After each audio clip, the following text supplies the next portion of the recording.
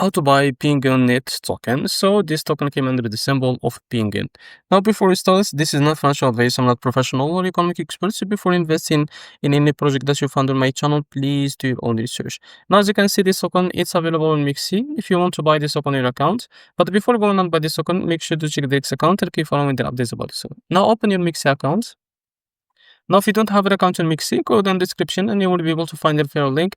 Go and create an account in Mexc to benefit from yours. Now, after that, in the search bar, click here and type like that, the PINGN. Now, from the top bar, click on spot and make sure to select the pair that have USDT. Now, after that, wait a few seconds to load this page. Now, what you need to do, just type here how much you want to buy, as you can see. So here you will be able to see how much you receive. Now after that, you will be able to see the total that you should pay of the USDT on your account. Now after that, click here on buy PINGN.